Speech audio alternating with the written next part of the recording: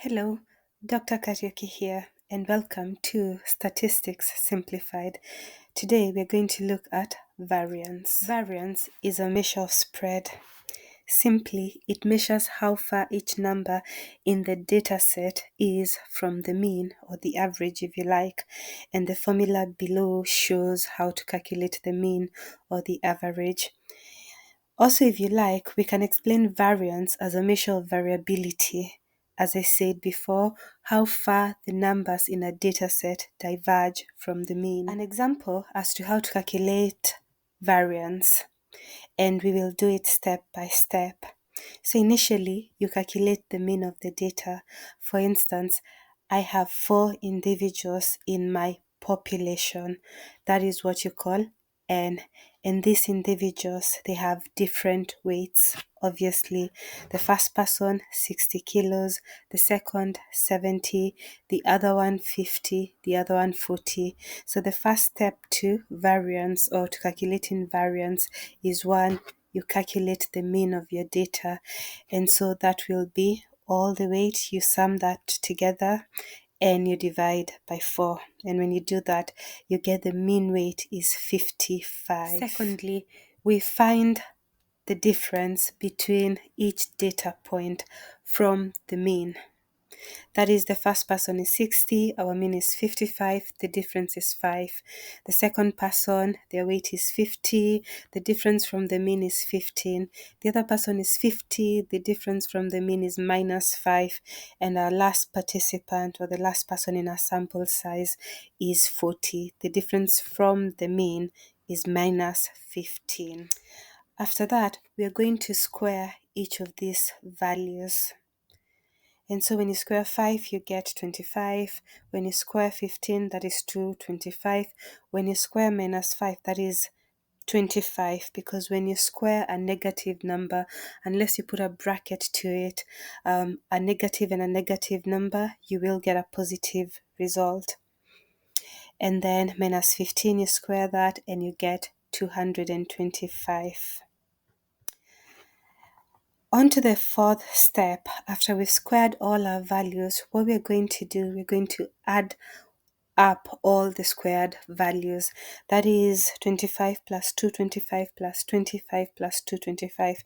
And the answer for that would be 500. And lastly, you would divide the sum of the squares. Either, if it is a sample, it is n minus 1, or if n represent the total population, you're going to divide that by n. So for our calculation, we're going to assume that our number 4 is the total number of our population. And so when you divide 500 by 4, you get 125 kilograms square. So remember, variance measures variability, or how far the numbers in a data set diverge from the mean. Values with a wide spread will have a higher variance.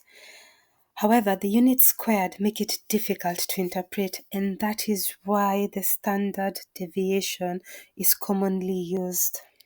Calculating the standard deviation is actually quite easy.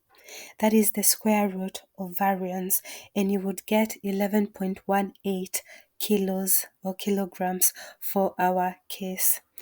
So a small standard deviation, a small SD, this indicates that the data points are close together and tightly grouped around the mean. However, a larger standard deviation, this means that the data is more spread out, further away from the mean. Standard deviation is actually quite easy to apply in our day-to-day lives. For instance, you are interested in applying for two positions in different companies. And in the first company, you know that the mean salary for the year is around $30,000. For the other company, the mean salary is around $40,000 in an year. However, other than the mean, you also have the standard deviation for this salary. And for the first one, which was $30,000 in a year, the standard deviation is small, and the other one, 40,000, the standard deviation was greater. So what that tells you is that for the first salary where you want to apply, is that you are more likely to get the $30,000 in a year. However, in the other one, because the standard deviation is greater, that tells you that the figure you get, it might be lower or much higher than the 40,000 than the $40,000, which was the mean. Thank you for watching Statistics Simplified with Dr. Sonny Kariuki. I hope you enjoyed this lesson and you learned something from it. If you have any questions, leave them on my comment section. Also, please don't forget to like, share, and subscribe. Until next time.